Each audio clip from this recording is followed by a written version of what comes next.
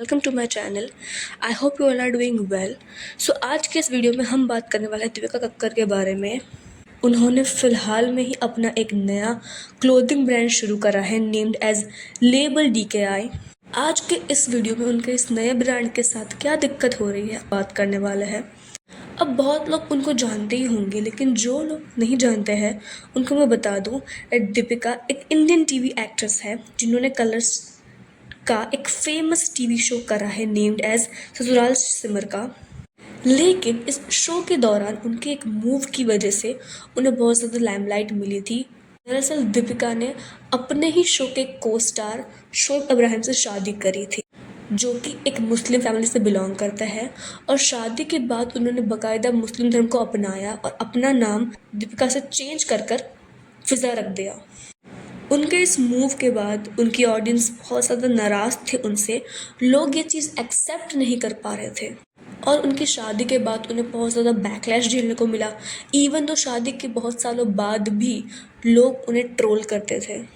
लेकिन इस कंट्रोवर्सी की वजह से ही उन दोनों को एक और शो ऑफर हुआ नेम्ड एज नच बलिए, और वो दोनों हमें उस शो में एक साथ देखने को मिले। इस शो के दौरान भी उन्होंने अपनी शादी के बारे में बात करी थी।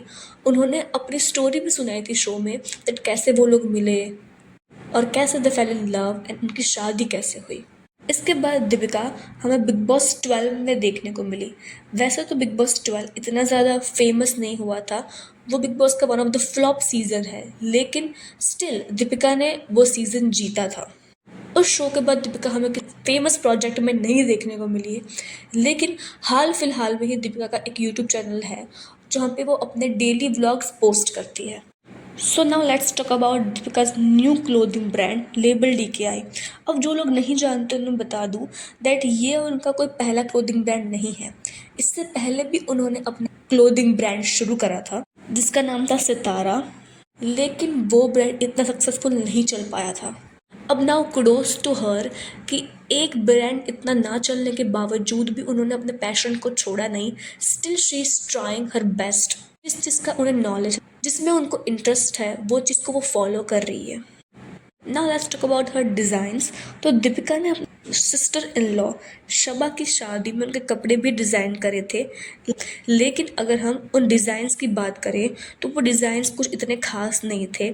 उल्टा वो डिज़ाइन उनके बॉडी टाइप के अकॉर्डिंग भी नहीं थे, इस वजह से वो इतने फ्लैटरिंग उन पे नहीं लग पा रहे थे। वो कपड़े बहुत ज़्यादा टैकी थे और बिल्कुल भी सूट नहीं कर रहे थे, आउट ऑफ द फैशन भी लग रहे थे।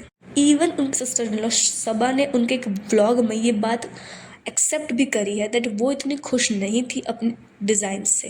अब उनके फ़िलहाल में लॉन्च हुए ब्रांड की बात करें, लेबल DKI की बात करें, तो उसके साथ लोगों को बहुत ज़्यादा दिक्कत हो रही है। दरअसल दीपिका ने इस ब्रांड के बारे में अपने व्लॉग में बताया था और काफ़ी लोगों को पता भी उनके व्लॉग के ज़रिए ही चला था। तो कहीं ना कहीं उनके जितने भी कस्टमर्स हैं वो कहीं ना कहीं उनकी यूट्यूब की ऑडियंस है, जो कि बेसिकली मिडिल क्लास फैमिली से आती है। नाउ ऑडियंस के अकॉर्डिंग जो भी प्रोडक्ट उनको मिल रहा है उनके साथ उनकी प्राइसिंग मैच नहीं हो रही है। उनके अकॉर्डिंग ये ब्रांड बहुत ज़्यादा एक्सपेंसिव है। Now I would say that इधर हाई प्राइस का कोई इश्यू नहीं है। ऐसे बहुत सारे ब्रांड्स हैं जो हाई प्राइस में अपने प्रोडक्ट्स सेल करते हैं, लेकिन उन ब्रांड्स के पीछे काफ़ी साल की मेहनत लगी होती है। काफ़ी सालों तक वो मेहनत करते हैं, अपना नाम बनाते हैं, फिर वो उस हिसाब से अपनी प्राइसिंग रखते हैं। दीपिका का ब्रांड नया है, लोग इतना जानते नहीं है उसके बारे में, तो अचानक से इतनी हाई प्राइस रखना जस्टिफाई नहीं है। जैसे मैंने अभी अभी बताया दैट क्योंकि उनकी ऑडियंस यूट्यूब की ऑडियंस है, मिडिल क्लास है, तो उनके लिए ये हाई प्राइस अफोर्ड करना पॉसिबल नहीं है। तो ब्रांड की प्राइस डिसाइड करते वक्त उनको अपनी ऑडियंस को भी ध्यान में रखना चाहिए था। ना अगर हम उन डिज़ाइंस की बात करें तो उनके डिज़ाइंस को मैं दिखाती हूँ आपको एक बार। अब जैसे आपने देखा कि उनके डिज़ाइंस कोई बहुत यूनिक या फिर इनोवेटिव नहीं है, ऐसे या फिर इससे कुछ सिमिलर प्रोडक्ट्स मार्केट में अवेलेबल है इससे कम प्राइस में, और ऑडियंस भी उसी ब्रांड के साथ जाएगी जो अफोर्डेबल होगी और उस प्राइस में हमें अच्छे कपड़े देती है। कोई नहीं चाहेगा कि एक नया बना ब्रांड जिसका इतना नाम अभी तक नहीं है, इतनी हाइप नहीं है, उसके कपड़े हाई प्राइस में खरीदे।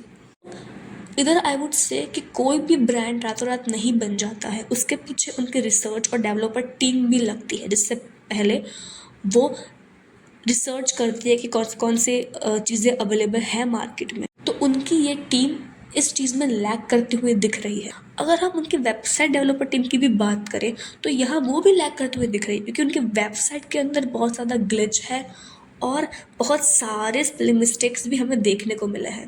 दीपिका के ब्रांड में बहुत सारी दिक्कतें हमें अभी से देखने को मिल रही है। इवन अगर हम उनके एक व्लॉग की बात करें तो दीपिका एक शॉपकीपर के साथ अपने एक व्लॉग में बहुत ज़्यादा बार्गेनिंग कर रही थी। दरअसल according to situation Deepika dupatta लेना चाहती थी जिसका प्राइस था 200 रुपीज़, लेकिन वो शॉपकीपर से बार्गेन कर रही थी और उनसे लड़ रही थी, लेजिट वो लड़ रही थी दैट उन्हें वो दुपट्टा कम प्राइस में चाहिए। अब now she is a celebrity, वो एक्ट्रेस है, अच्छा खासा अर्न करती है, एक्सपेक्ट करती है शॉपकीपर से कि वो उन्हें डिस्काउंट दे। सो नाउ जब उनकी ऑडियंस इतनी रिच भी नहीं है तो वो उनसे ये बात एक्सपेक्ट कर ही नहीं सकते कि उनकी ऑडियंस जो प्राइस में वो चीज़ें बेच रही है उसको एक्सेप्ट करे और उसको खरीदे। इवन उनके ब्रांड के कुछ कपड़े तो ऐसे थे जिसका सिमिलर डिज़ाइन दीपिका ने पहले अपने व्लॉग्स में पहना है।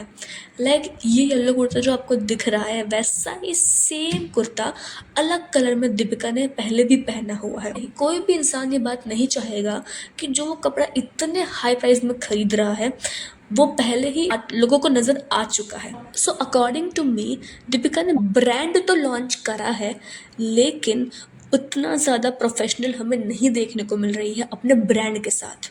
सो yeah that's it for today. आप हमें अपने व्यूज़ कमेंट में बताइए कि क्या आपको लगता है तो इतनी प्राइसिंग इन डिज़ाइन के साथ जस्टिफाइड है और क्या वो बहुत ज़्यादा अनप्रोफेशनल है अपनी क्लोथिंग ब्रांड के साथ। So yeah that's it for today. If you like the video then please hit like button, subscribe to my channel. Thanks for watching.